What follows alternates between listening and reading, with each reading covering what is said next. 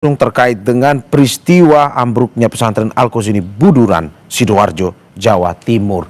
Dan di layar kaca Anda saudara, Anda bisa melihat visual terkini bagaimana tim penyelamat berusaha mencoba mengevakuasi para korban yang masih berada atau terhimpit di dalam ambrukan pondok pesantren Al-Qazini Sidoarjo, Jawa Timur. Dan untuk diketahui saudara, Badan SAR Nasional terus melakukan pencarian korban yang terjebak di dalam reruntuhan pondok pesantren Al-Qazini non-stop selama 24 jam. Basarnas mengerahkan tim khusus saudara berjumlah 12 orang untuk memaksimalkan proses pencarian dan evakuasi korban. Tim ini menggunakan kamera kecil untuk mencari keberadaan korban di lokasi yang sempit. Hingga saat ini saudara, proses evakuasi masih dilakukan secara manual tanpa alat berat. Karena untuk menjaga kestabilan reruntuhan bangunan dan juga untuk menjaga kondisi para korban yang masih terjebak, tim Basarnas terus memberikan atau menyuplai oksigen, makanan dan juga minuman. Saat ini dari informasi yang didapatkan ada 6 korban yang memberikan respon dari dalam reruntuhan.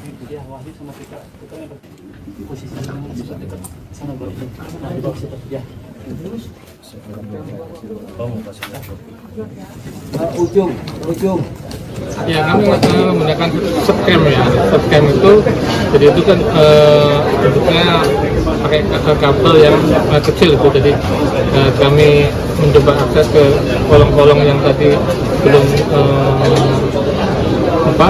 terjamah. Kemudian kami masukkan subcam tadi untuk melihat kondisi di dalam seperti apa. Dan di kamera itu begitu ada mereka melihat lampu sinar itu, mereka menggerakkan kakinya.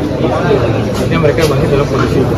Ada berapa orang Pak yang menerima sinyal tersebut yang pada kehidupan? Yang tadi ada 6 orang. Terkait saat ini kami masih melihat bahwa mereka ada tanda-tanda kehidupannya. Menteri Agama Nazaruddin Umar juga mendatangi pondok pesantren yang ambruk di Sidoarjo, Jawa Timur Selasa petang. Menak bertemu dengan pihak pondok pesantren dan keluarga korban untuk menyampaikan keprihatinan mendalam. Ke depan, Menak mendorong peristiwa serupa tidak kembali terulang dengan mengaudit dan membuat regulasi soal pembangunan pondok pesantren sesuai ketentuan.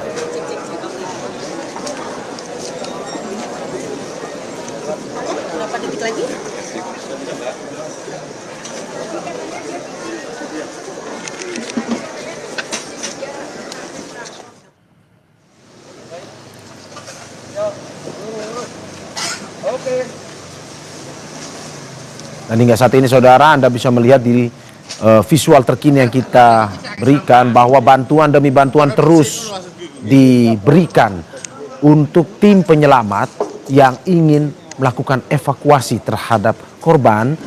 Ada sejumlah korban hingga saat ini. Data terakhir ada 38 korban yang diduga masih terjebak di dalam reruntuhan. Tetapi dari 38 tersebut baru ada 6 yang aktif berkomunikasi dengan tim penyelamat yang berada di luar dan berusaha untuk melakukan evakuasi atau penyelamatan terhadap mereka yang masih terjebak.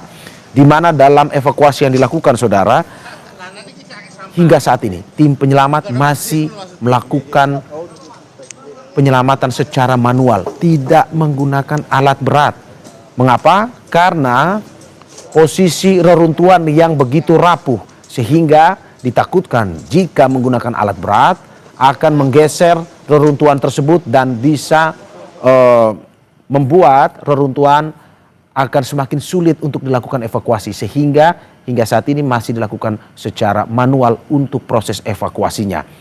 Untuk situasi terkini saudara dari pencarian korban runtuhnya pondok pesantren Al-Qazini di Sidoarjo, kita tanyakan langsung kepada jurnalis Kompas TV yang sudah berada di sana, Kika Madona, dan juru kamera Andika Pratama. Kika, selamat pagi. Kika, apakah Anda bisa mendengar suara saya? Oke, Kika. Ya, bagaimana skenario penyelamatan korban? Dengan jelas. Oke. Kika, bagaimana skenario penyelamatan korban runtuhan hari ini setelah hari pertama hari Senin hingga ini hari ketiga nih? Apa yang akan dilakukan? Ya baik Mario dan juga saudara, saat ini untuk upaya penyelamatan atau upaya evakuasi yang juga kemudian dilakukan oleh tim SAR ini juga masih menggunakan mekanisme atau skema yang sama, atau bagaimana strategi untuk melakukan upaya penyelamatan ini masih sama, yaitu dengan melakukan upaya penyelamatan secara manual dengan membuka jalan seperti itu, karena untuk alat berat masih belum dapat dilakukan karena memang secara di lokasi ini tidak memungkinkan dan dikhawatirkan nantinya akan terjadi reruntuhan susulan, sehingga saat ini kalau dilihat di lokasi kejadian untuk upaya penyelamatan ini juga masih dilakukan secara manual, di mana petugas masih berupaya untuk membuka jalan dan memastikan bahwa akses jalan tersebut bisa dan juga aman untuk dilalui oleh para petugas. Data terbaru yang juga kami dapatkan ini masih di angka yang sama, yaitu sebanyak 102 orang yang telah teridentifikasi. Sementara itu untuk upaya penyelamatan juga masih terus dilakukan, karena memang sebelumnya juga dari tim SAR menyatakan bahwa ada 38 orang yang juga kemudian diduga masih terjebak di dalam reruntuhan dari bangunan Pondok Pesantren Al-Qazini Sidoarjo, Jawa Timur. Sementara itu, kalau kita melihat data yang juga kemudian sudah disusun oleh tim DVI dari Polri yang menyatakan bahwa hingga saat ini untuk anggota keluarga yang sudah melaporkan putra mereka yang juga kemudian hingga saat ini juga masih belum ditemukan, yaitu sebanyak 66 orang. Upaya pencarian masih dilakukan. Harapan juga masih ada dan juga menjadi doa bagi para wali murid yang hingga saat ini juga masih terus bertahan, berharap agar kabar keberadaan dari putra mereka, anak mereka ini juga bisa segera mereka dapatkan seperti itu. Dan upaya evakuasi ini juga masih terus dilakukan sampai dengan hari ini. Upaya semaksimal mungkin ini juga masih terus dilakukan, karena seperti yang juga sudah disampaikan oleh pemerintah Provinsi Jawa Timur, yang dalam hal ini Wakil Gubernur Jawa Timur Emil Elistianto Dardak kemarin, bahwa untuk upaya evakuasi ini akan terus dilakukan sampai seluruh korban dievakuasi. Sekarang ini Mario dan juga saudara, Kepala BNPB datang, dan juga Kepala Basarnas juga kemudian datang untuk meninjau langsung bagaimana kondisi bangunan juga pasca reruntuhan, serta memberikan semangat bagi tim SAR untuk melakukan upaya pencarian terhadap korban yang saat ini masih terjebak di dalam Pondok Pesantren Al-Qazini Sidoarjo, Jawa Timur. Harapannya untuk upaya-upaya ini juga bisa memberikan semangat bagi para tim yang masih terus berupaya atau berusaha, dan juga nantinya baik itu dari Kepala Basarnas maupun Kepala BNPB akan memberikan pernyataan resminya yang saat ini juga masih kita nantikan bersama di salah satu posko, yaitu posko pusat informasi yang dijadwalkan. Kalau sekarang ini informasi yang kami terima, baik itu Kepala BNPB maupun Kepala Basarnas saat ini masih menggelar rapat secara tertutup di lantai 2 salah satu gedung dari Pondok Pesantren Al-Qazini Sidoarjo, Jawa Timur. Hasil rapat tersebut nantinya diharapkan juga bisa dipaparkan dalam untuk press conference atau hari ini pernyataan resmi yang juga kemudian akan kita nantikan bersama apa yang nanti akan disampaikan. Demikian Mario. Ya Kika, hingga saat ini bahwa tadi dari data yang Anda sebutkan ada 38 juga korban yang masih terjebak di dalam reruntuhan tersebut. Dan hingga saat ini saya bisa mendengar sepertinya ada pengumuman untuk lebih berhati-hati di sana, bagaimana mereka para warga juga yang ingin menonton ataupun menyaksikan bagaimana evakuasi tersebut berjalan. Ya, Anda juga harus hati-hati dalam melakukan tugas peliputan di sana. Tapi yang ingin saya tanyakan berikutnya adalah bagaimana dari tim penyelamat untuk memastikan 6 orang yang masih berkomunikasi ini tetap tersuplai oksigennya pun juga makanan, minuman, sehingga mereka bersama di dalam itu 6 ataupun 38 yang masih terjebak itu masih bisa selamat di dalam. Ya Mario dan juga saudara, sejumlah bantuan logistik hingga saat ini juga masih terus disuplai. Komunikasi secara intens juga masih terus dilakukan untuk memastikan kondisi dari 6 korban yang masih aktif untuk berkomunikasi dengan tim SAR yang saat ini juga masih terus berupaya untuk melakukan proses evakuasi. Adapun untuk bantuan yang saat ini juga masih terus dialirkan, mulai dari air mineral, lalu juga makanan, lalu juga kemudian oksigen, bantuan oksigen seperti itu. Untuk tim yang saat ini sedang melakukan upaya evakuasi, ini juga menjadi satu hal penting. Komunikasi ini menjadi satu hal yang sangat penting karena untuk memastikan bagaimana kondisi dari korban yang saat ini masih terjebak di dalam reruntuhan. Tentunya ini juga menjadi prioritas untuk melakukan upaya penyelamatan. Tidak hanya 6 korban yang masih aktif berkomunikasi, tetapi juga korban-korban lainnya yang saat ini juga sudah diidentifikasi untuk titik atau lokasi keberadaan mereka, yang mana proses evakuasi nantinya juga akan dilakukan secara manual seperti itu. Seperti yang saya sampaikan tadi bahwa untuk penyelamatan upaya untuk evakuasi yang juga kemudian dilakukan ini, tim SAR akan melakukan upaya secara manual seperti itu, yang mana nantinya akan menggunakan anjing pelacak. Penggunaan dari anjing pelacak ini adalah untuk mengetahui keberadaan titik-titik di mana para korban tersebut berada di bawah puing-puing bangunan.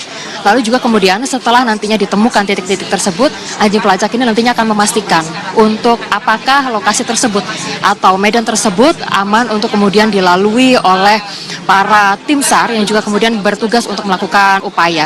Jadi salah satu yang menjadi tantangan terbesar dari tim SAR yang juga kemudian saat ini melakukan upaya penyelamatan ini adalah akses jalan untuk menuju ke lokasi di mana korban-korban berada. Hingga saat ini yang juga kemudian dilakukan oleh tim SAR ini adalah membuat akses jalan khusus sehingga memudahkan untuk kemudian dilakukan upaya penyelamatan terhadap korban yang saat ini sedang berada di sekitaran dari Pondok Pesantren Al-Qazini Sidoarjo, Jawa Timur. Tentunya keselamatan ini menjadi satu hal yang sangat utama, tidak hanya bagi tim SAR yang saat ini sedang melakukan upaya penyelamatan, tetapi juga kemudian untuk bagi para korban dan juga masyarakat, orang tua, wali murid yang juga kemudian berupaya untuk melihat langsung bagaimana upaya proses evakuasi, karena memang beberapa dari mereka meminta berusaha secara ingin melakukan proses evakuasi secara mandiri. Namun hal tersebut juga sudah disampaikan oleh Wakil Gubernur Jawa Timur Emil Elistianto Dardak pada hari Selasa kemarin, bahwa untuk lokasi dari sekitaran bangunan dari Pondok Pesantren Al-Qazini Sidoarjo, Jawa Timur ini masih belum sepenuhnya aman, sehingga masih harus dilakukan upaya sterilisasi. Masyarakat tidak bisa mendekat karena memang dikhawatirkan, sekali lagi dikhawatirkan, nantinya akan ada reruntuhan bangunan yang juga kemudian bisa mengancam keselamatan baik itu bagi tim yang sedang bertugas maupun masyarakat yang saat ini sedang berada di sekitaran lokasi. Demikian Mario. Oke, Kika, ini peliknya proses evakuasi yang terjadi ini bisa digambarkan dari informasi yang kita dapat. Ada tim penyelamat tidak hanya berasal dari Jawa Timur, tetapi juga dari Jawa Tengah dan juga Yogyakarta. Dengan jumlah yang begitu besar, bagaimana Anda bisa menggambarkan kepada kita? Tadi Anda sudah menggambarkan teknisnya, tapi bagaimana jumlah yang besar dari tim penyelamat ini pada akhirnya secara manual 24 jam kalau tidak salah lakukan evakuasi penyelamatan terhadap para korban yang masih terjebak dalam reruntuhan tersebut. Ya, saat ini untuk pembagian shift itu tentunya menjadi hal yang juga kemudian menjadi faktor utama dalam proses penyelamatan ini.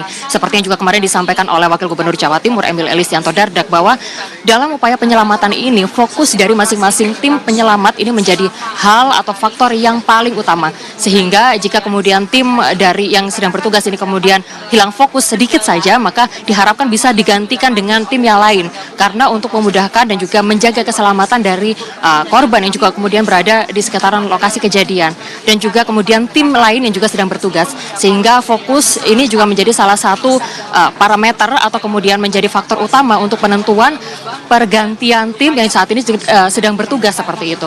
Jadi untuk saat ini tim memang juga tidak hanya mengandalkan dari Jawa Timur seperti yang Anda sampaikan tadi Mario dan juga saudara, bahwa juga datang dari berbagai daerah di Indonesia, misalnya dari Semarang dan juga dari Jakarta. Harapannya dengan didatangkannya baik itu tim maupun sejumlah peralatan-peralatan yang juga kemudian mendukung, ini bisa memudahkan untuk proses evakuasi, sehingga proses evakuasi bisa dilakukan secara maksimal dengan hasil yang juga optimal. Jadi itu adalah harapan-harapan di mana proses untuk evakuasi yang saat ini sedang berjalan pada hari ini. Tentunya besar sekali harapan untuk seluruh korban bisa dievakuasi dalam kondisi selamat, sebagaimana yang saat ini sedang diharapkan oleh para anggota keluarga, wali murid, orang tua, siswa yang saat ini juga sedang menanti kabar dari keberadaan putra mereka yang pada saat itu atau terlibat dalam insiden robohnya pondok pesantren dari Al-Qazini Sidoarjo, Jawa Timur. Kemarin Menteri Agama ini juga kemudian sudah melakukan peninjauan langsung, meninjau bagaimana kondisi dari bangunan yang ada di pondok pesantren Al-Qazini Sidoarjo, Jawa Timur ini.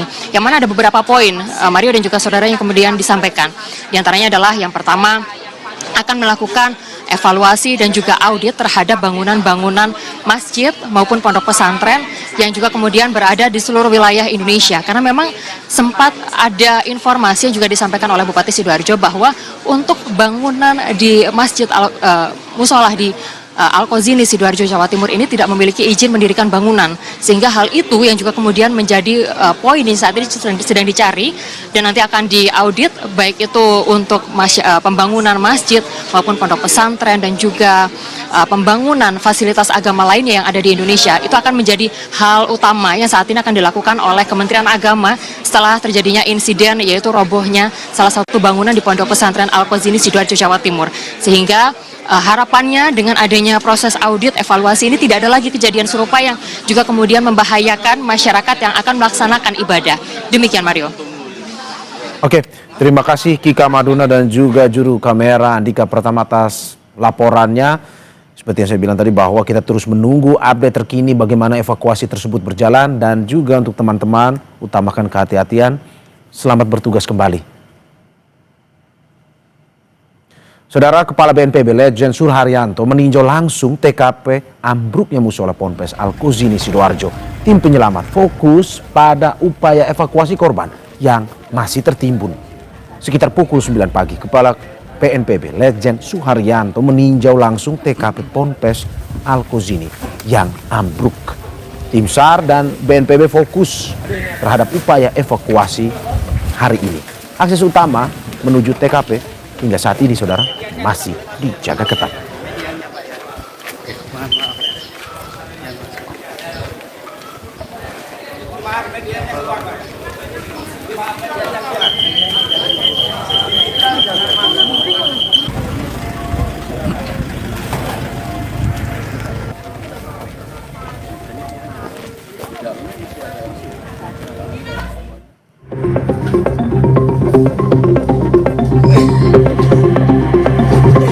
Non-stop 24 jam, Badan SAR Nasional mencari korban yang terjebak reruntuhan Ponpes Al-Qazini Sidoarjo, Jawa Timur.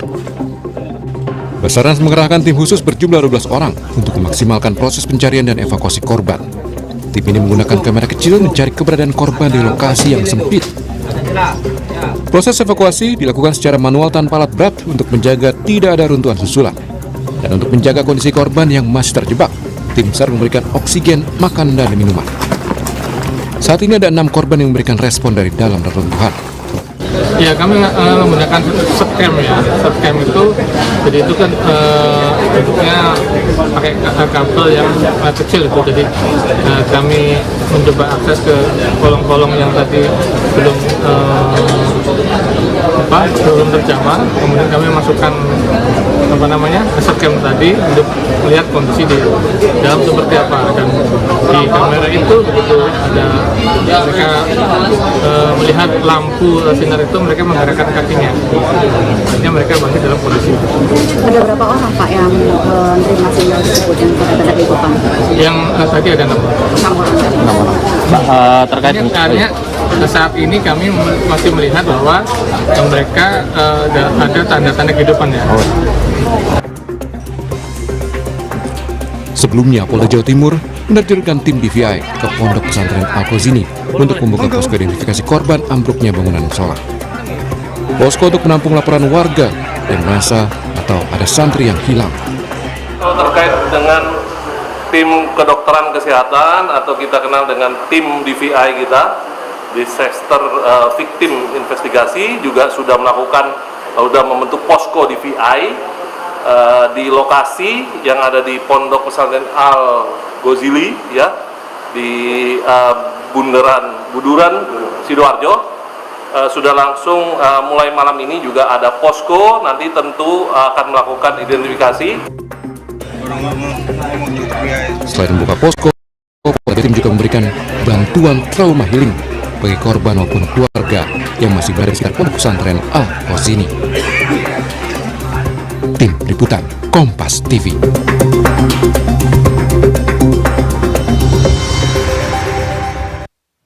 Untuk mengetahui informasi terkini, saudara, kita sudah terhubung dengan jurnalis Kompas TV Andi Mas Budi dan juru kamera Ismail Hasan yang akan melaporkan dari RSUD RT Notopuro, Sidoarjo. Andi Mas, selamat pagi. Hingga saat ini data berapa yang Anda peroleh jumlah korban ambruknya Ponpes Al-Qazini yang dibawa ke RSUD Sidoarjo dan bagaimana kondisinya dari pantauan Anda? Mario dan juga saudara, memang sejak pertanggal 30 kemarin hingga sampai tanggal 1 saat ini masih belum ada tambahan korban yang berhasil dievakuasi dan dirujuk ke rumah sakit yang ada di Kabupaten Sidoarjo. Seperti di tempat saya melaporkan di RSUD Kabupaten Sidoarjo ini, sejak awal ini telah menerima 40 pasien. Sementara dari 40 ini sampai sekarang 8 masih menjalani rawat inap, sementara 2 maksud saya meninggal dunia dan lainnya diperbolehkan pulang. Dari 8 korban itu saat ini masih berada di ruang rawat inap RSUD Kabupaten Sidoarjo. Terkait kondisinya sendiri memang untuk pagi ini sebagian mulai membaik. Namun pihak RSUD Kabupaten Sidoarjo masih belum bisa memberikan keterangan terbaru terkait kondisi berikutnya. Sementara itu memang selain di RSUD Kabupaten Sidoarjo, ada beberapa yang dibawa ke rumah sakit Siti Hajar yang ada di sekitar TKP. Memang di rumah sakit Islam Siti Hajar sejak awal itu ada 52 pasien yang dirujuk ke situ, namun sampai pagi ini ketika kami konfirmasi ke pihak rumah sakit Islam Siti Hajar, sudah 8 yang menjalani rawat inap dan yang lainnya diperbolehkan pulang. Mario. Ya Andi Mas, apakah dari tadi Anda bilang bahwa hingga pagi ini tidak ada update lagi para korban yang dirawat di rumah sakit atau datang untuk dirawat di rumah sakit? Apakah kita bisa bilang bahwa hingga saat ini jumlah pencarian atau korban yang kemarin hilang yang dicari sudah berhasil ditemukan dan masih tersisa mereka yang terjebak di dalam runtuhan tersebut atau bagaimana? Iya, Mario, memang kalau melihat dari standby-nya pihak rumah sakit ini memang masih belum ada tambahan korban yang berhasil dievakuasi. Hal itu telah dipastikan oleh pihak rumah sakit. Mereka sudah berkoordinasi dengan petugas yang ada di TKP dan juga tim SAR yang untuk bagian proses evakuasi. Memang sampai saat ini masih belum ada tambahan korban yang berhasil dievakuasi dan dilarikan ke rumah sakit. Mario. Oke, Andi Mas, bagaimana melihat bahwa ini banyak juga ada wali, orang tua, keluarga, kerabat yang juga menemani ke situ. Apakah memang akhirnya selain mencari langsung di tempat kejadian perkara, banyak juga wali atau orang tua yang langsung mendatangi rumah sakit dari pantauan Anda untuk mencari santri ataupun anak-anak mereka yang diduga hilang karena peristiwa ini? Benar sekali Mario, dari pantauan kami ada di lapangan dari pagi tadi memang ada beberapa keluarga dari para santri yang masih belum ditemukan ini mendatangi rumah sakit yang ada di Kabupaten Sidoarjo. Mereka berharap memang nama dari keluarga mereka ini tercantum di dalam pasien yang sudah dirawat di rumah sakit tersebut. Namun pihak rumah sakit memberikan informasi secara terbuka nama-nama pasien siapa saja yang sudah ditangani mereka, yang masih rawat inap maupun yang sudah pulang maupun yang sudah meninggal dunia. Hal itu dilakukan untuk memberikan informasi secara terbuka kepada keluarga agar tidak terjadi kebingungan dan informasi yang liar, Mario. Sementara itu memang tadi saya sempat berbicara dengan salah satu keluarga korban yang masih belum dievakuasi, namun korban santri tersebut sudah mengisyaratkan ataupun sempat memberikan tanda bahwasanya dia masih bertahan hidup dan menunggu proses evakuasi. Sementara keluarga yang datang ke sini itu tadi hanya terus bisa berharap agar semuanya segera bisa ditemukan. Mario. Ya Andi Mas, pun juga saya juga mendengar informasi bahwa pihak rumah sakit tidak hanya berada di lokasi rumah sakit tapi juga ikut membantu ya ke tempat kejadian perkara untuk membantu tim penyelamat mengevakuasi, dalam arti untuk mengirimkan oksigen ataupun bala bantuan yang bisa memberikan keselamatan kepada mereka yang masih tertimbun. Betul seperti itu? Ya Mario, memang kesiapsiagaan di tim medis terutama pihak rumah sakit yang ada di Kabupaten Sidoarjo ini memang sejak peristiwa ini terjadi langsung ditingkatkan kesiapsiagaannya. Mereka selain menyediakan ataupun menambah jumlah bed ataupun tempat tidur pasien, mereka juga menambah ruang khusus ataupun ruang isolasi khusus terhadap pasien yang nanti bila ditemukan langsung dibawa ke rumah sakit. Sementara itu juga mereka menambah jam jaga dari dokter serta petugas yang ada di rumah sakit itu sendiri.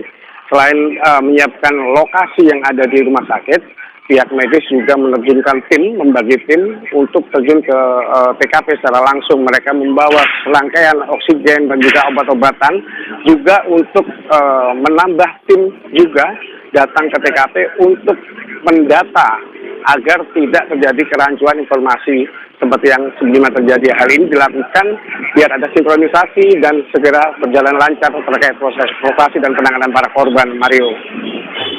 Ya, kita harapkan memang update terkini dari Anda sambil menunggu terus proses evakuasi yang dilakukan. Terima kasih sekali lagi Andi Mas Budi, jurnalis Kompas TV, dan juga juru kamera Ismail Hasan di RSUD RT Notopuro Sidoarjo. Terima kasih sekali lagi. Selamat bertugas kembali. Dan saudara, jangan kemana-mana karena breaking news Kompas TV masih akan segera kembali dengan update terkini dari peristiwa ambruknya Ponpes di Sidoarjo, Jawa Timur. Tetap di breaking news.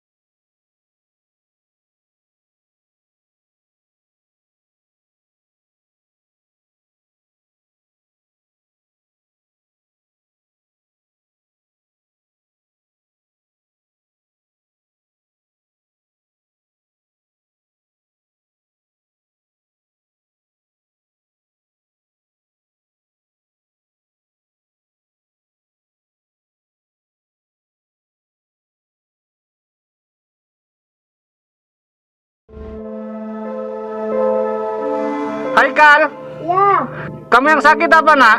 semuanya sakit. Semuanya sakit. Oke, semangat ya. Sabar.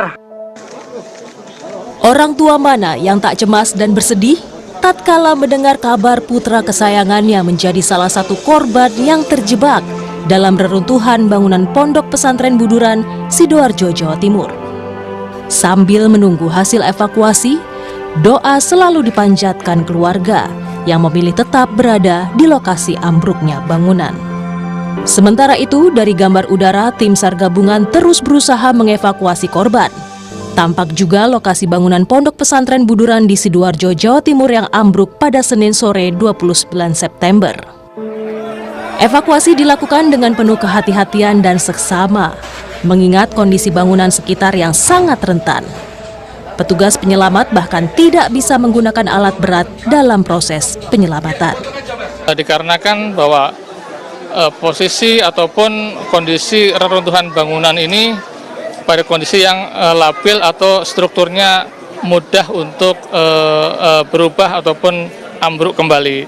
Sementara kami saat ini masih fokus dari hari pertama sampai dengan hari ini, siang ini, masih fokus untuk melaksanakan pertolongan terhadap korban yang masih kondisi hidup.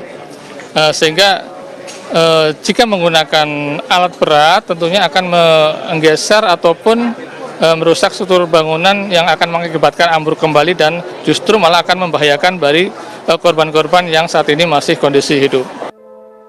Kepala Kantor SAR Kelas A Surabaya Nanang Sigit menyebut masih ada 38 santri yang diduga masih terjebak. Data ini diperoleh dari pondok pesantren yang menyatakan jumlah santri saat kejadian ada 140 orang, di mana 102 diantaranya sudah dievakuasi dan melakukan evakuasi mandiri. Data ini juga masih terus diperbaharui tim SAR gabungan. Regu penyelamat benar-benar berpacu dengan waktu untuk menyelamatkan korban yang masih terhimpit bangunan. Dalam rekaman video yang kami peroleh dari Regu Penyelamat Surabaya, tim berhasil berkomunikasi dengan 2 korban yang masih terjebak. Yusuf, umurmu berapa? 16 tahun. Apa yang luka? Nggak ada. Ya? Nggak ada ya, cuma perut kecepet ya?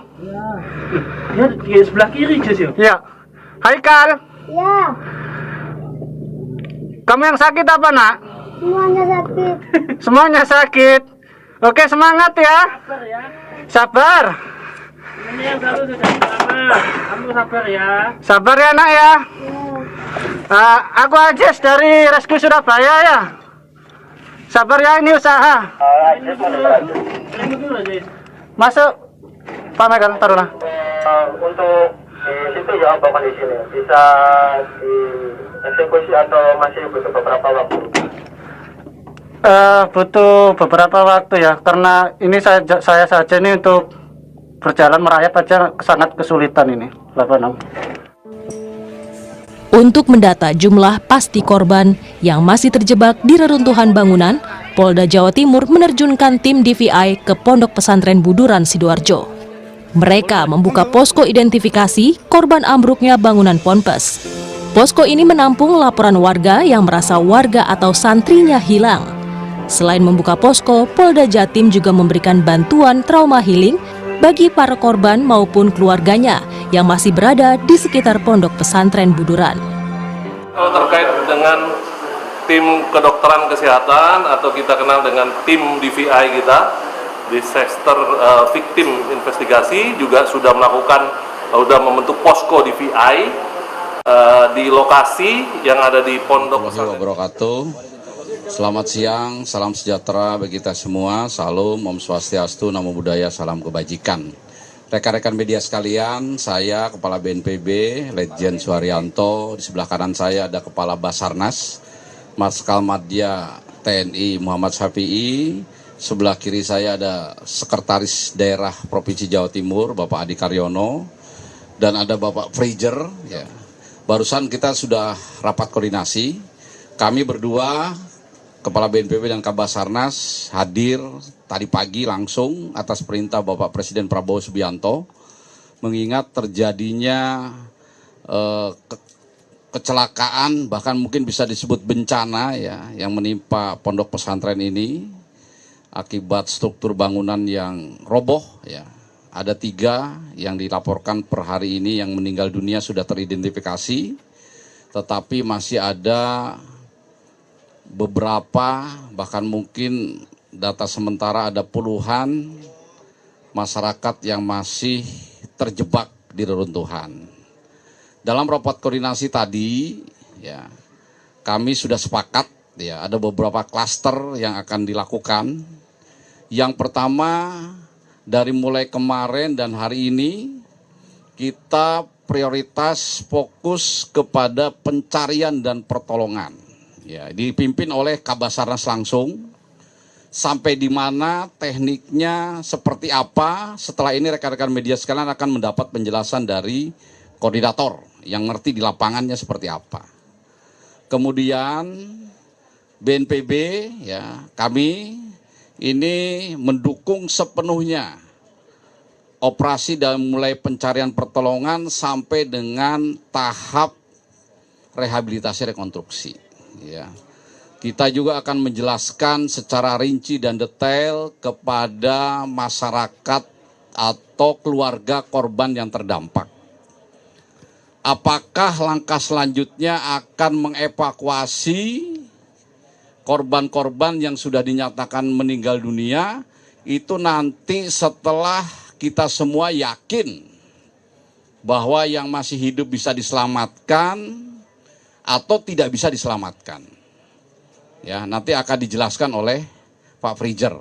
Intinya, rekan-rekan media sampaikan kepada seluruh masyarakat Indonesia, khususnya masyarakat terdampak, pemerintah pusat, pemerintah provinsi, pemerintah kabupaten kota, Sidoarjo, ya, TNI Polri, dan semua kementerian lembaga termasuk masyarakat, ini tidak tinggal diam, kita akan berusaha semaksimal mungkin agar kejadian bencana atau kecelakaan ini bisa segera berlalu dan dampaknya bagi masyarakat yang terdampak secara langsung ini bisa kita bantu secara maksimal. Ya, tentu saja dalam kesempatan ini juga saya menyampaikan ungkapan bela sungkawa yang mendalam dari Bapak Presiden Prabowo Subianto saat kami tadi mau berangkat. Beliau merasa prihatin, ya, terkait kejadian ini. Beliau menitipkan doa kepada keluarga yang keluarganya menjadi korban agar tabah, agar sabar, dan mudah-mudahan masalah ini, bencana ini cepat berlalu. Mungkin itu membuka dari saya. Setelah ini Pak Kabasarnas juga akan menyampaikan. Silakan, waktu dan tempat dipersilahkan. Bismillahirrahmanirrahim. Assalamualaikum warahmatullahi wabarakatuh. Selamat siang. Terima kasih Kepala BNPB, teman-teman media, bapak-bapak, ibu-ibu yang juga menjadi bagian dari kesedihan kita. Saya ingin menambahkan apa yang disampaikan oleh Kepala BNPB tadi. Yang pertama, kita semuanya menyampaikan rasa duka yang sangat mendalam atas musibah yang terjadi di Pondok Pesantren Alkozini ini. Khususnya kepada keluarga-keluarga yang saat ini anak-anak kita yang masih dinyatakan belum ditemukan. Saya ingin sampaikan yang pertama bahwa kehadiran Badan SAR Nasional dan kebetulan pagi ini Bapak Kepala BNPB sendiri hadir di sini. Ini merupakan adalah wujud perhatian langsung oleh pemerintah pusat untuk hadir di tempat kejadian pada saat kejadian yang terjadi ini menjadi sesuatu yang khusus. Bahkan tadi sudah dideklar oleh pemerintah bahwa ini sudah masuk di kategori bencana. Apa yang dilakukan Badan SAR Nasional pada saat kejadian terjadi,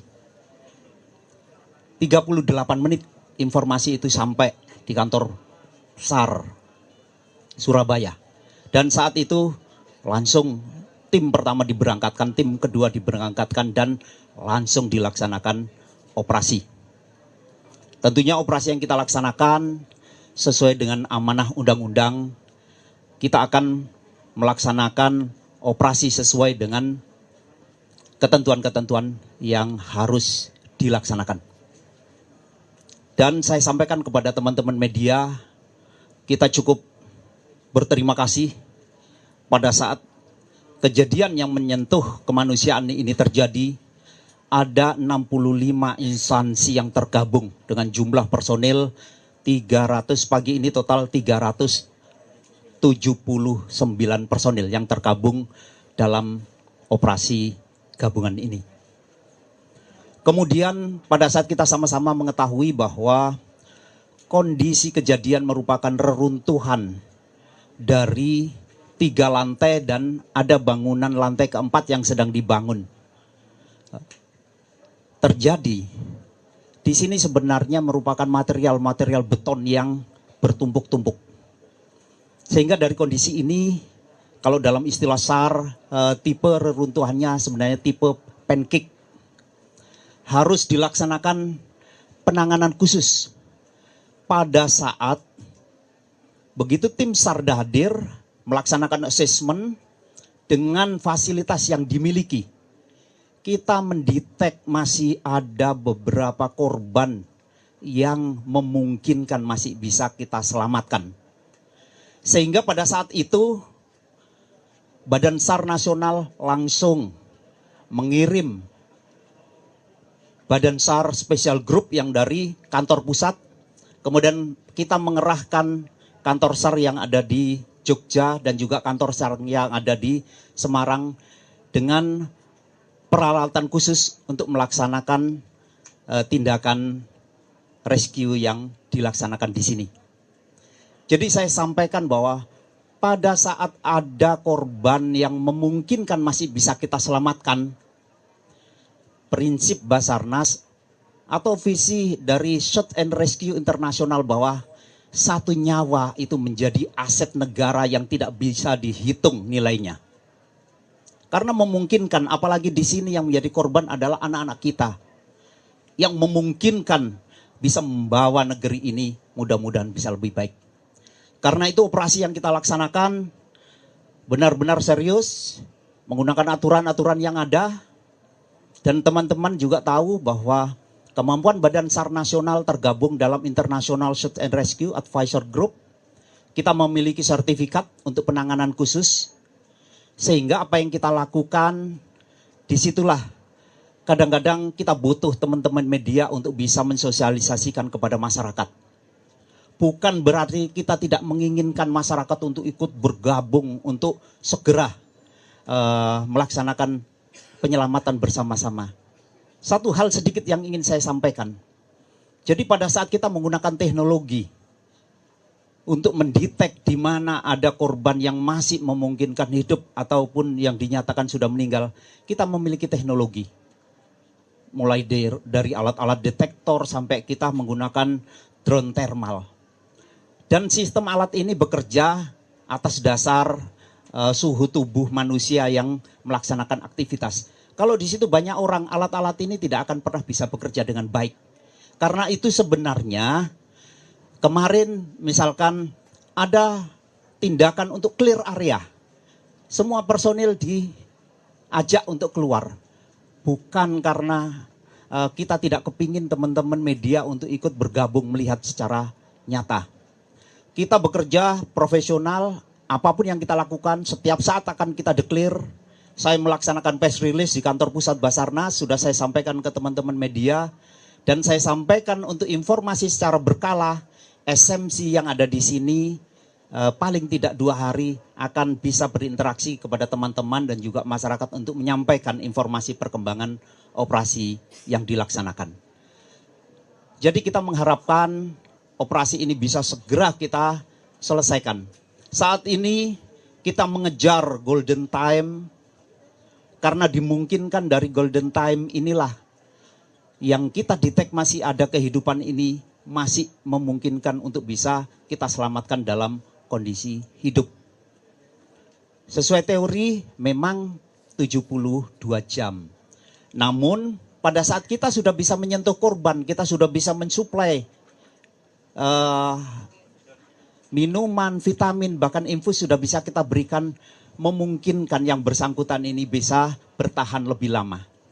Terkait dengan kesulitan kita tahu sendiri bahwa konstruksi yang saat ini terjadi, reruntuhan ini, satu titik ada getaran saja bisa menimbulkan dampak-dampak yang lain. Sehingga kita akan melakukan alternatif-alternatif tindakan. Saat ini untuk menyentuh ke titik korban, kita harus kita membuat gorong-gorong di bawah tanah. Dan kalau kita tahu konstruksi awal dari permukaan dasar dari bangunan ini merupakan timbunan-timbunan dari bangunan-bangunan lama. Sehingga pada saat kita membuat galian ini pun beresiko kiri kanan juga ada longsoran-longsoran kecil. Sehingga akses untuk bisa masuk hanya relatif di 60 cm. Karena ada di situ ada kolom-kolom beton-beton yang terjadi. Dan itulah sebenarnya yang kita hadapi, bukan berarti kita tidak kepingin terbuka masyarakat untuk bergabung, tapi untuk dipahami bahwa pada saat kita melaksanakan tugas khusus dalam rescue ini memang perlu adanya clear area, misalkan seperti itu. Nah, secara teknis mungkin nanti dari tim yang tergabung dalam operasi gabungan ini, Pak Freezer bisa memberikan informasi secara utuh kondisi yang ada mungkin secara umum dan bisa disampaikan untuk bisa memberikan informasi kepada masyarakat. Saya rasa itu nanti mungkin kalau ada pertanyaan kita ingin berinteraksi, kita ingin sampaikan. Tunggu biar dari Pak Freezer dulu menyampaikan secara teknis yang sudah dilaksanakan. Saya persilakan. Baik, terima kasih Bapak Kabadan, Bapak Kepala BNPB, Pak Sekda. Assalamualaikum warahmatullahi wabarakatuh. Mohon izin memperkenalkan diri, nama saya Emi Freezer, Kepala Subdirektorat Pengendali Operasi Bencana dan Kondisi Membahayakan Manusia dari Direktorat Operasi Kantor Basarnas Pusat. Mohon izin menyampaikan informasi menindaklanjuti apa yang disampaikan oleh Bapak Kepala BNPB dan Kepala Basarnas. Kondisi umum yang dapat kami sampaikan dan kita sama-sama bisa melihat sendiri dari lokasi bahwasanya konstruksi bangunan yang utamanya dari 4 lantai, lalu kemudian akibat kegagalan konstruksi ini jatuhnya adalah kegagalan konstruksi, kemudian berubah menjadi tumpukan atau istilah internasional itu pancake model. Nah, dari pancake model ini kalau kita lihat gravity of center-nya itu ada di posisi sepertiga posisi ke arah kiri. Kalau kita lihat dari sisi sebelah kanan, Pak ya. Kemudian dari posisi trap yang ada di bawah ini ada perbedaan ketinggian antara level di bangunan bagian dasar. Sehingga pada saat posisi gravity of center yang ada di posisi tengah ini menutup akses, maka akses di sebelah tertutup sama sekali karena sudah sama-sama flat dengan lantai dasar. Nah, sehingga untuk bisa mengakses ke ruangan sebelah, kita hanya bisa menggunakan dengan interaksi suara atau verbal dengan voice, panggilan, lalu juga kemudian dengan menggunakan flexible search cam yang kami bisa masukkan ke celah terkecil yang ada di himpitan main column atau kolom tiang utama yang ada di main of centernya. Lalu kemudian kalau Bapak-Bapak lihat dari konstruksi yang ada di kolom utama tengah itu posisinya hampir berbentuk U-shape. Artinya kalau kita melihat konstruksi dari sebuah bangunan secara standar, standarnya adalah apabila dia mengalami kegagalan konstruksi harusnya dia patah, bukan melengkung. Atau artinya kalau kita melihat ini adalah elastisitasnya sangat tinggi. Artinya kalau kita bicara melihat dari bukti nyata saat ini, maka kemampuan dia untuk menahan beban secara keseluruhan ini tidak sesuai dengan beban yang ada di Sangga. Akibatnya adalah maka tercipta void, ruang celah sempit yang ada di dalam yang kesulitan untuk kita bisa akses. Selama 2 hari kita melakukan upaya untuk evakuasi, alhamdulillah 11 korban berhasil tim gabungan evakuasi dari 3 sektor, yaitu A1, A2, dan A3. Di mana A1 dan A2 itu adalah di lower surface, kemudian A3-nya adalah di top floor. Kemudian yang di top floor sudah clear, tinggal akses di 2. Lalu kemudian dari A2 dan A1 adalah yang paling depan, yang kita masuk permukaan dari arah jalan masuk, itu adalah akses di tempat terdekat untuk bisa masuk ke kolom sebelah. Sementara yang penjuru paling jauh di belakang ini sudah kita tidak diprioritaskan lagi karena penurunan tingkat kesadaran dari merah kemudian berubah menjadi hitam.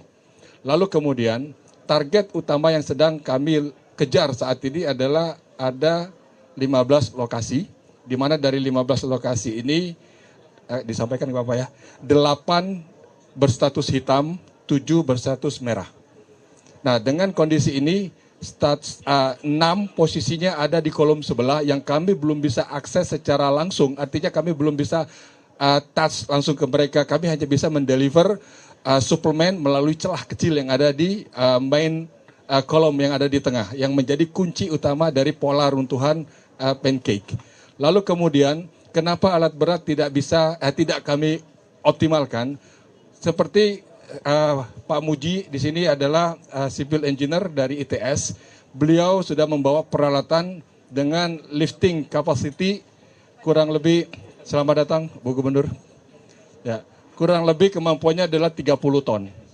Nah, kemudian pada saat kita posisi untuk mengangkat beban pada akses A1 untuk membuat celah agar bisa bekerja lebih maksimal, namun ternyata memberikan dampak pada pada sisi runtuhan yang ada bersambungan dengan gedung yang ada di depan.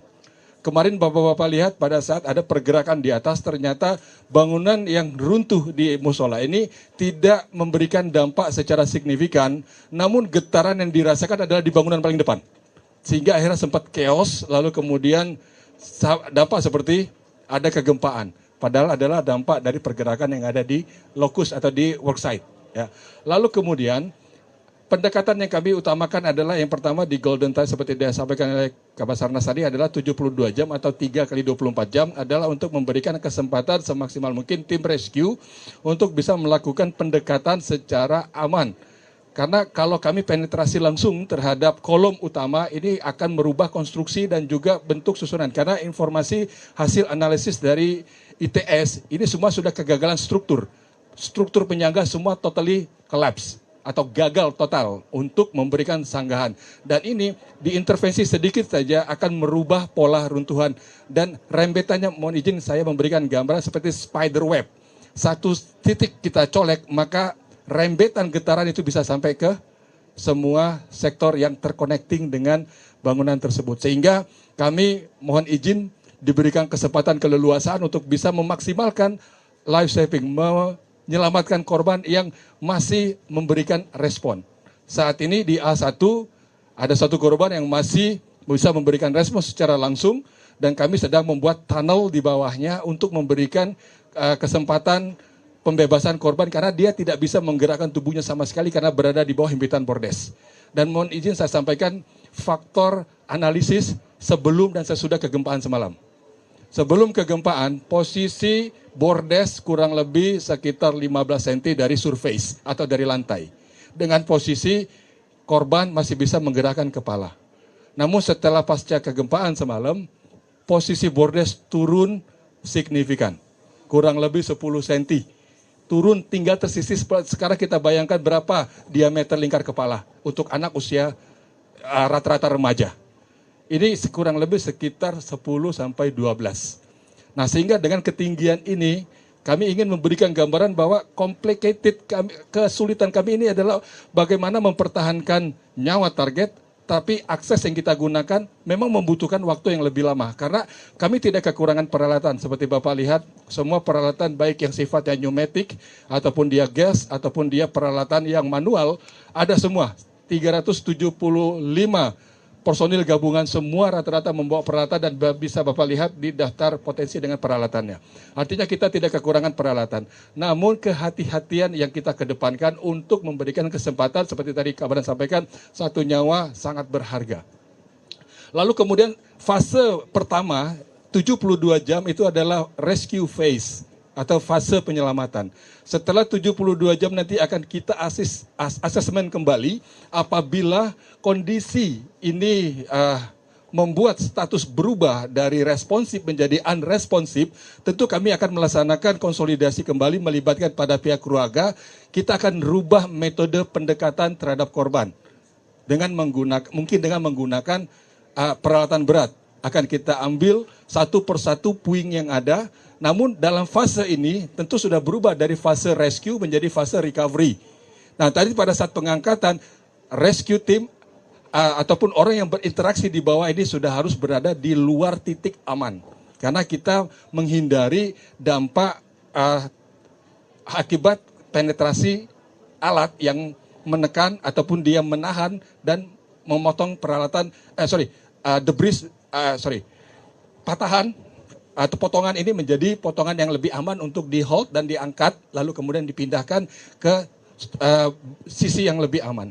Jadi kurang lebih kami sampaikan bahwa target dalam proses evakuasi yang sudah teridentifikasi ada 15 titik. Di mana 15 titik, 8 sementara sudah berstatus hitam, lalu 7 masih berstatus merah. Dan 8 belum bisa kami pindahkan karena torso, batang tubuhnya itu terhimpit di kolom. Sehingga kalau kami mau pindahkan, ini kami harus angkat beban lansar 4 lantai ke atas. Nah sehingga fase yang hitam ini akan kami prioritaskan setelah fase rescue selesai. Artinya dengan pengurangan beban dari runtuhan ini akan memberikan celah. Karena posisinya di lantai dasar. Posisinya di lantai dasar dan mereka ada persis di tengah. Kalau kita intervensi dengan masa pembusukan setelah 24 jam, maka elastisitas tubuh akan jauh berkurang. Kami khawatir pada saat kami melakukan intervensi dengan penarikan dan sebagainya akan terjadi ruptur atau putus anggota tubuh, dan ini akan tentu memberikan presiden yang sangat tidak baik bagaimana kita melakukan treatment terhadap dead body. Nah kemudian untuk selanjutnya ini yang dapat kami sampaikan terkait dengan teknis. Nanti kami persilakan Pak Muji untuk memberikan gambaran secara teknis bagaimana hasil asesmen yang disampaikan, lalu kemudian teknik pendekatan untuk pengurangan beban dengan menggunakan metode keren. Selanjutnya kami kembalikan ke Badan. Siap, terima kasih. Baik, itu ya rekan-rekan media sekalian, itu dari sudut Basarnas terkait dengan kondisi di lapangan. Nah supaya lebih jelas lagi, kita ngambil dari sisi masyarakat ya. Ya silakan Pak, sampaikan secara singkat dan jelas.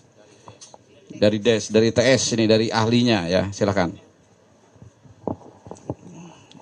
Terima kasih pada semua rekan-rekan media. Jadi pada saat ini dengan komando dari Basarnas kita akan membackup proses untuk evakuasi, sementara masih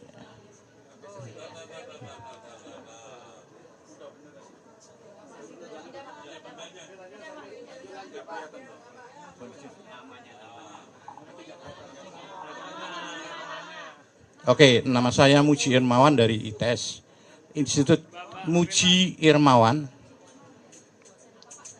dari Institut Teknologi 10 November Surabaya, ITS, Departemen Teknik Sipil. Jadi bisa kami sampaikan bahwa kami membackup untuk proses evakuasi korban dengan komando dari Basarnas, tetapi untuk saat ini konsentrasi masih untuk bisa mencapai korban. Tetapi untuk langkah berikutnya, bila tadi fasenya sudah berubah, kami akan membantu mengassist untuk proses pengangkatan elemen-elemen struktur, baik balok, beton maupun plat yang runtuh sampai di lantai dasar. Itu ada 4 lapis lantai yang ambruk, kolaps. Nah ini menyusahkan teman-teman Basarnas untuk melakukan untuk mengakses ke lokasi yang dimaksud. Tetapi kalau sudah sampai fase yang sudah berikutnya, kami akan mengakses.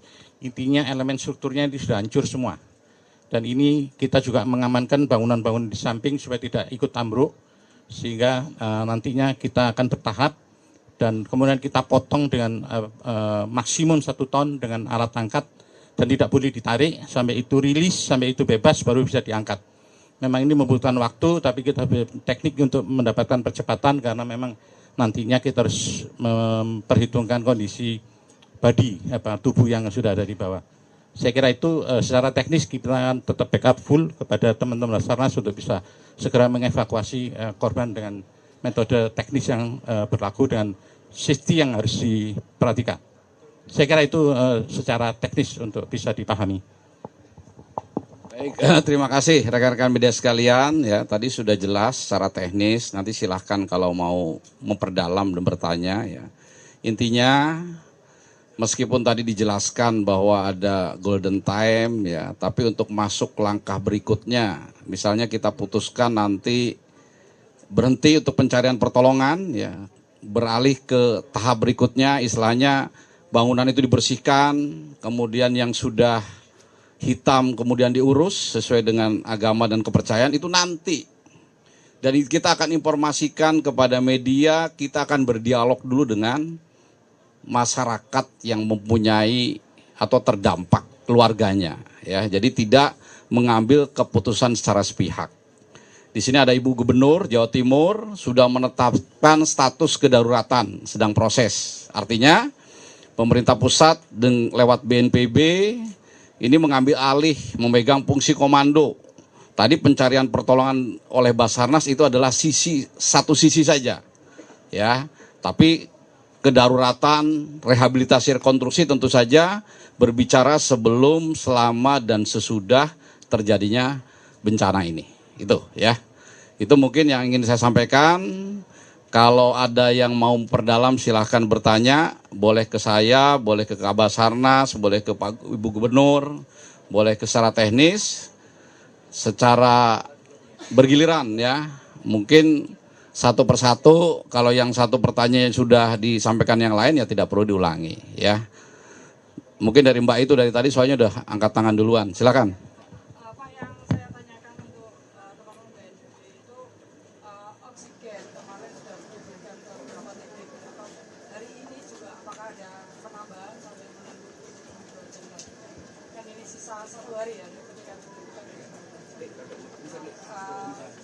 Apakah ada penambahan titik untuk oksigen dan yang masukan lainnya itu aja? Ini mungkin langsung dijawab karena Pak Kabasarnas langsung bisik, katanya sudah cukup. Tapi intinya rekan-rekan media sekalian, jangankan oksigen. Tadi kita rapat koordinasi, Pak Sekda, Bu Gubernur dengan BNPB, keluarga yang jauh-jauh yang kesini nunggu berita saja, kebutuhan makan, minum, dan lain-lainnya kita akan bantu, kita akan dukung. Gitu ya. Apalagi yang jelas-jelas kebutuhan untuk pencarian pertolongan ya. Segala macam sarana yang dibutuhkan kita akan datangkan. Tadi kan jelas kendalanya tadi ya. Ini kalau nanti bertahap berikutnya sudah beralih, sudahlah pencarian pertolongan sepakat kita tidak lanjutkan, kasihan karena sudah ada ditemukan, sudah tidak ada lagi yang bisa ditemukan, itu alatnya sudah siap. Yang disampaikan oleh Pak ITS, kren yang besar untuk ngangkut puing-puing itu sudah siap semua. Tapi tentu saja kita tidak bisa segera tanpa sepakat semua pihak, ya. Karena ini menyangkut nyawa manusia. Kita sepakat semua yang hadir di sini, satu nyawa manusia itu lebih berharga dari apapun, gitu. Gitu, ya. Ya, dari depan.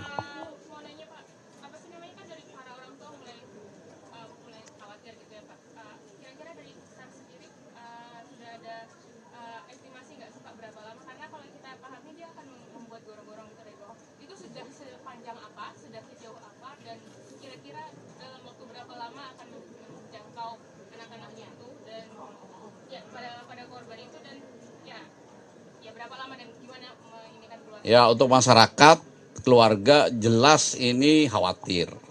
Makanya setelah ini juga kita akan mengumpulkan keluarga, menjelaskan. Nah, tolong rekan-rekan media juga sampaikan. Yang nyata kita bertemu itu disampaikan. Jangan justru kekhawatiran keluarga ini bertambah lagi dengan informasi-informasi yang menakutkan gitu ya. Nah, tolong kita jaga semua supaya situasi ini betul-betul kondusif. Masalahnya di sana, di tempat yang longsor, jangan dikeluarkan lagi jadi masalah masyarakat dengan aparat, jangan sampai seperti itu ya. Tolong rekan-rekan media juga menyampaikan, dan kami dari BNPB akan segera mengumpulkan masyarakat, keluarga yang terdampak, dijelaskan. Jangan sampai mereka beranggapan bahwa kita tidak bekerja, nggak seperti itu ya, ada kendala-kendala. Nah, untuk berapa menit, berapa jamnya, silakan Kabasarnas dijawab. Terima kasih. Saya ingin sampaikan, pada saat kita melaksanakan operasi ini, tentunya bukan seperti kita belajar yang eksak. Tapi saya ingin sampaikan bahwa visi yang disampaikan oleh Basarnas, bahkan SAR internasional pun, kita sudah mendeklir ada visi yang kita lakukan pada saat operasi, yaitu satu jiwa, satu rasa. Artinya bahwa kita sadar betul pada saat korban ini mengalami kedaruratan, selalu yang bersangkutan akan berdoa, ya Tuhan segera datangkan pertolongan kami. Dan itulah jiwa kami. Mereka bilang segera selamatkan kami, dan itulah jiwa kami untuk bisa menyelamatkan. Jadi secepat-cepatnya itulah yang sebenarnya ada pada diri kami. Saya pastikan bahwa operasi SAR baik yang kita laksanakan di dalam negeri maupun di luar negeri tidak mengenal jeda waktu. Kita laksanakan secara terus-menerus. Saya sampaikan bahwa kesulitan tadi disampaikan, dan kita menggunakan yang tadinya normalnya kita bekerja itu 4 jam kita ganti. Dengan kondisi yang kita hadapi, akhirnya hanya mampu bertahan di 2 jam sudah harus di rolling. Sehingga kita memiliki 4 shift. 1 shift yang lagi beroperasi, 1 shift persiapan untuk turun, pada saat ini ditarik, 1 shift yang di belakangnya lagi yang istirahat. Jadi itu yang kita laksanakan secara terus-menerus. Karena itu kemarin sempat di-shoot oleh media, lah itu lagi santai-santai, bukan santai. Karena memang gorong-gorong yang kita bikin itu space-nya sangat kecil dan konstruksinya sangat labil. Jadi mohon doanya kepada semuanya. Dan bekerjanya itu sebenarnya telungkup dalam space di 60 cm. Iya, yang pasti sudah menyentuh ke titik korban, saya pastikan. Hanya saja posisi korban setelah mau kita laksanakan penarikan, ternyata kakinya dalam kondisi kejepit. Itu mungkin yang kita hadapi saat ini. Sebentar semua dapat kebagian. Waktunya pokoknya cukup ya. Ini Ibu Gubernur juga akan menambah jawaban dari Kabasarnas. Silakan Bu. Ya. Terima kasih Pak Kepala BNPB, Basarnas dan tim.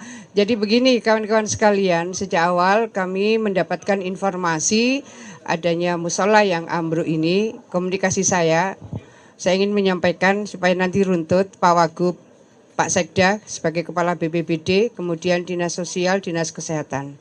Full tim, termasuk PU Cipta Karya, itu di sini full tim dari mulai sore tanggal 29. Yang kemudian saya minta untuk disiapkan, saya tidak melihat secara fisik bagaimana konstruksi ini, reruntuhannya bagaimana, maka sederhana saya bilang harus ada ekskavator. Setelah ekskavator ternyata tidak memungkinkan, itu langsung diambil bongkahan-bongkahan itu. Yang saya minta kemudian adalah lampu spot BPBD, karena evakuasi harus 24 jam. Jadi malam itu harus tersupport oleh lampu yang cukup. Kemudian saya minta langsung tim layanan dukungan psikososial. Jadi tim DP dari Dinas Sosial itu sudah jalan dari 29 malam. Karena ada yang memang belum bisa dahar karena masih ingin menunggu berita putra-putrinya. Kemudian kita bikin dapur umum. Kawan-kawan dari tanggal 29 malam, dapur umum. Semua keluarga, semua relawan insya Allah tersupport dari dapur umum yang ada di belakang sini. Kemudian saya minta lagi kepada Dinas Kesehatan, pastikan seluruh rumah sakit itu dalam posisi on call. Seluruh rumah sakit di luar RSUD semua akan di cover oleh Pemprov. Kemudian pastikan oksigen itu aman, pastikan oksigen aman, pastikan air itu aman. Karena yang masih bisa terkonfirmasi langsung kemudian disupport. Apakah oksigen ataukah tim penyemangat. Jadi harus ada semangat yang terus disampaikan kepada mereka yang masih bisa dikonfirmasi dan minum. Kemudian ada yang kemarin bisa dikasih roti. Nah kemudian izin, jadi proses dari awal tanggal 29 itu yang ditanya orang tua adalah itu ada alat berat kok tidak bergerak. Jadi itu persoalan yang harus saya jawab, saya jelaskan per kelompok masyarakat. Lalu kemudian saya menyampaikan ini harus diambil dari bawah. Jadi proses penggalian itu sudah dilakukan oleh Basarnas awal dari Jawa Timur itu sudah dilakukan dari bawah. Kalau ditanya berapa jauh, sejauh yang masih bisa dikomunikasikan itulah yang dijangkau. Itulah yang dijangkau. Yang tadi malam itu kedalamannya sampai 80 cm. Kemudian sebetulnya tinggal 1,5 jam lagi itu sampai terus ada gempa. Jadi kira-kira 1,5 jam mereka bisa menyelesaikan 1 meter. Karena ada kesulitan ketika ternyata keramik itu diambil, di dalamnya juga ada beton dan seterusnya, sehingga sampai kepada tanah mereka juga harus menghitung kembali, takut ini kemudian bikin ambruk. Saya datang dengan Pak Muji, kemudian dengan Pak Bram, Basarnas, dengan Kapolda dan seterusnya. Nah, apa yang sesungguhnya bisa kita maksimalkan kawan-kawan sekalian, jadi pada proses pencarian dan penyelamatan ini yang memang menjadi concern komitmen kita semua. Jadi dengan segala hormat tim Basarnas ini terkonfirmasi 12 orang sudah punya sertifikat internasional. Itu harus disampaikan memang bahwa mereka ini profesional, mereka tahu standarnya, bagaimana pengamanan dan penyelamatannya. Jadi saya mohon kepada kawan-kawan semua menyampaikan pesan ini bagaimana kedalaman secara psikososial para keluarga yang terus menunggu, terus bertanya, kok ada alat berat, alatnya kok enggak bergerak. Ini memang harus dijelaskan oleh kita semua, karena kerjanya ini di dalam. Kerjanya ini di dalam, di lorong-lorong. Jadi kembali kami menyampaikan BNPB terima kasih, Basarnas terima kasih. Insya Allah kami siap support, apa dukungan-dukungan termasuk mendatangkan kren tadi malam. Mendatangkan kren, ada 2 kren yang kita datangkan, pokoknya semua di standby-kan. Anytime dari BNPB Basarnas sudah kita mulai misalnya pengangkatan puing-puing peralatan itu insya Allah sudah siap semua. Saya rasa itu kawan-kawan terima kasih. Terima kasih. Tambahan satu lagi, itu gempa itu 6,5 magnitudo. Cuma di itu dekat Sumeneb di laut 11 km. Ya, tidak dekat-dekat dari sini gitu. Tapi karena 6,5 ya tentu saja getarannya sampai ke wilayah ini. Itu juga yang bersyukur. Ada 3 korban luka-luka, ada beberapa rumah yang rusak gitu ya di Sumeneb. Tapi itu tidak signifikan karena ada di laut gitu ya. Silakan, dari tadi udah 3 kali teriak.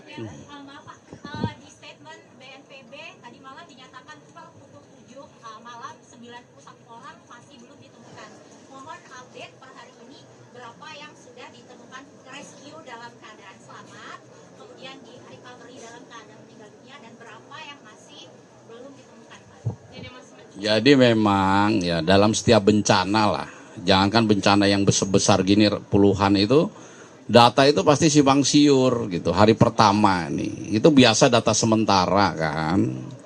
Nanti setelah ini akan, tadi juga dalam rapat koordinasi itu yang menjadi konsen kita ya. Ini sedang dilaksanakan pengecekan Mbak, langsung dari Pusdalop BNPB.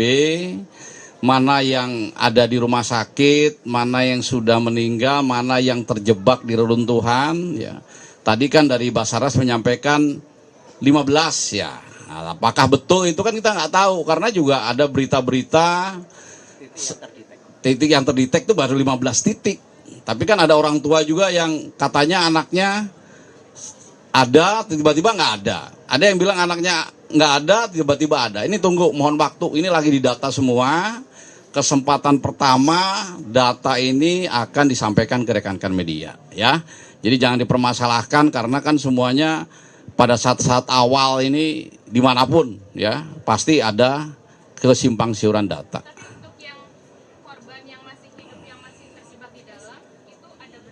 Tadi 15 titik yang ditemukan itu. Yang ada titik mana yang itu kan sementara ya, tidak ada yang bisa menyatakan itu pasti. Oke.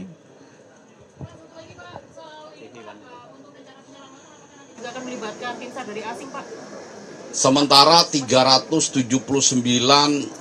cukup ya. Mungkin kalau asing silakan. Terima kasih. Yang ingin saya sampaikan tadi juga bahwa kemampuan Badan SAR Nasional itu sudah tergabung dalam International Search and Rescue Advisor Group. Artinya bahwa kemampuan yang kita miliki itu sebenarnya sudah standar internasional. Biasanya dari Insarak itu akan mendeklir secara internasional untuk bantuan internasional kalau itu ada bencana alam. Seperti sebelumnya, tahun lalu ada terjadi di Turki. Pada saat Insarak mendeklir, Indonesia akhirnya ikut tampil di sana. Tahun ini ada di Myanmar. Pada saat Insarak mendeklir, akhirnya kita seizin pemerintah dan tergabung di bawah koordinasi BNPB kita melaksanakan operasi di sana. Jadi pada saat kejadian yang ada di sini ini, kita pastikan kita memiliki kemampuan. Hanya saja dalam penanganan perlu kehati-hatian karena memang kondisi reruntuhan yang tadi sudah disampaikan. Mungkin demikian temannya. Waktu di Turki itu BNPB Basarnas 15 loh dapat. Itu pada saat kondisi dingin. Di Myanmar itu sudah lewat golden time, kita dapat areal di kota masih dapat 4 dalam waktu 3 hari. apartemen yang amblek. Jadi jangan diragukan. Saya dapat langsung sertifikat dari Presiden Tayyip Erdogan waktu itu karena keberhasilan daripada tim Basarnas di bawah koordinasi BNPB. Jadi jangan khawatir. Ini memang bukan masalah ketidakmampuan, tapi memang kondisi di lapangannya seperti yang tadi disampaikan oleh rekan-rekan dari Basarnas. Ya, TV1 silakan. Tadi angkat tangan. Cukup? Ya silakan.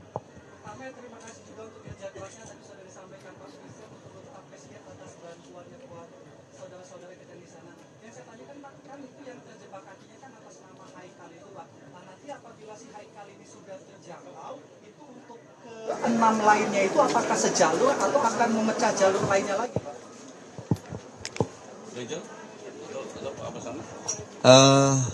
Mungkin langsung Pak Fraser yang sikap padat. Saya kasih gambaran. Ini tampak depan Pak ya. Posisi dari entry point itu posisinya dia seperti ini, ya seperti ini. Arah. Lalu kemudian posisi yang keenam ini ada di belakang sini. Sehingga nanti setelah ini dapat aksesnya ini akan kita ambil bukan dari tempat ujung si target, tapi kita ngambil dari titik keberangkatan, dari entry point. Artinya yang posisinya memang dekat dengan center of gravity-nya. Itu yang kita akan tembus ke bawah. Jadi gambarannya adalah bukan dari ujung tapi dari pangkal di mana kita tadi bergerak.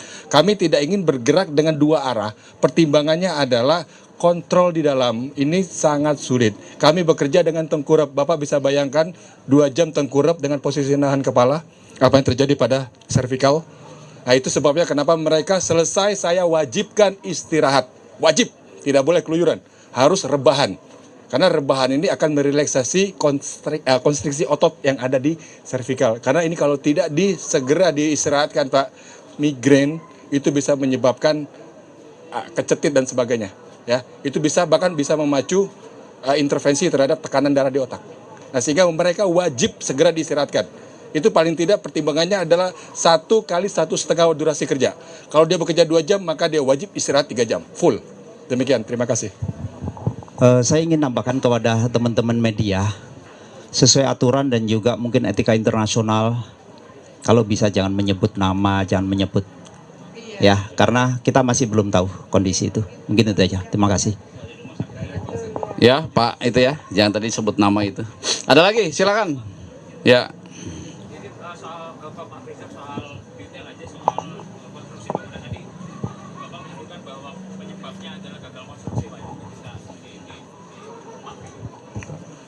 Kalau dari sisi teknis beliau yang lebih paham Pak, dari keilmuannya. Karena saya mendapatkan ini berdasarkan referensi dari beliau. Siap.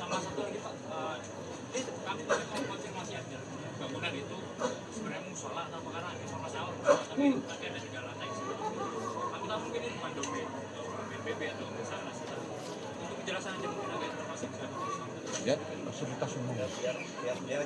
Kalau nanti itu kami nanti mungkin dari pihak pondok pesantren, tapi terkait dengan kegagalan konstruksi itu kami mendapatkan rujukan dari beliau dan beliau punya referensi untuk bisa memberikan jawaban. Jadi kalau melihat kerusakan dan tingkat kerusakan itu merupakan kegagalan struktur dan model kerusakannya itu sudah hancur semua baik balok, kolom dan plat. Nah, tapi itu tipe fasilitas umum ya gedungnya, tapi isinya apa kami tidak tahu.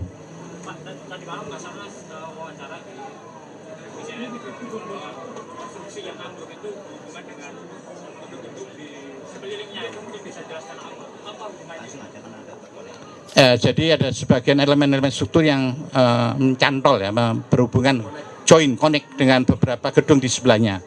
Tapi alhamdulillah tidak sampai tertarik dengan keras ya, sehingga langsung putus. Tetapi ada yang senden, ada yang laying di gedung sebelah, miring dan duduk di gedung sebelah, di gedung hijau sisi selatan. Ini yang konsen kita jangan sampai pada saat kita melakukan apabila pergerakan atau pengambilan elemen struktur ini harus diamankan. Jangan sampai berdampak pada gedung sebelah. Ini sangat concern penting bagi kita bahwa menyelamatkan gedung sebelah juga salah satu hal yang harus kita pikirkan. Tapi kalau untuk gedungnya sendiri piece by piece, puing by puing akan kita ambil dengan teknologi teknik yang tepat dan cepat sehingga kita bisa segera mencapai korban. Saya kira itu. Kegagalan struktur maksudnya apa? Apakah sebenarnya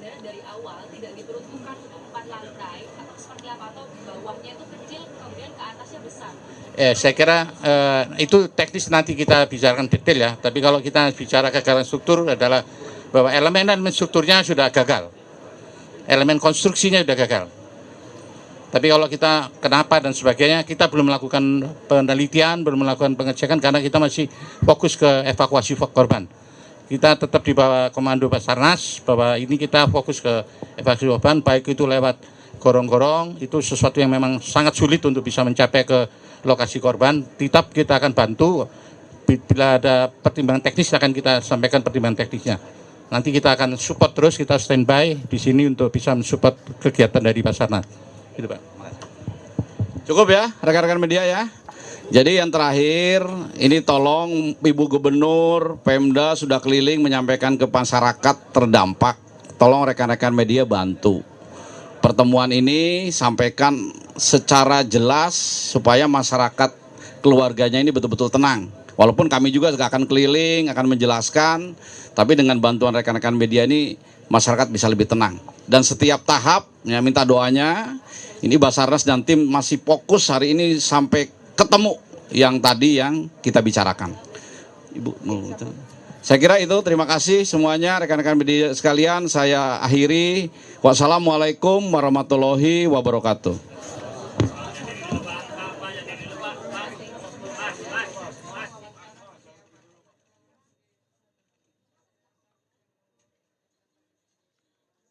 Dan tadi sudah disampaikan baik dari BNPB, Basarnas dan juga pemerintah Provinsi Jawa Timur, saudara, bahwa proses penyelamatan korban masih terus dilaksanakan tentunya dengan cara yang sangat hati-hati dan mementingkan untuk keselamatan para korban.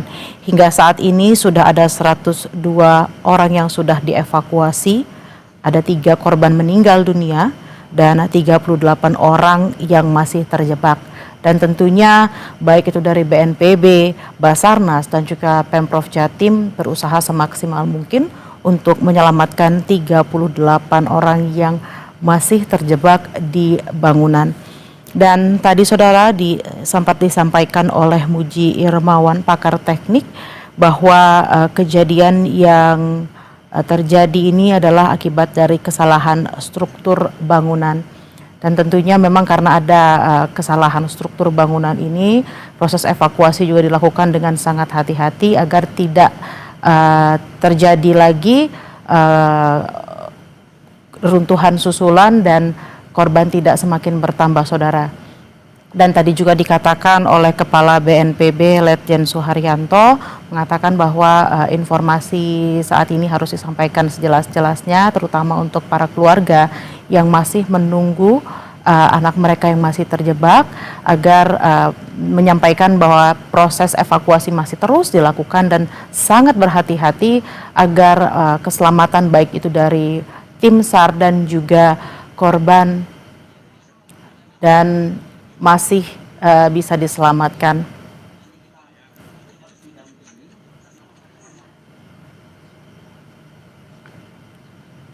Kita juga masih terhubung dengan Muji Irmawan, pakar teknik sipil struktur Institut Teknologi 10 November. Pak Muji, selamat pagi Pak Muji.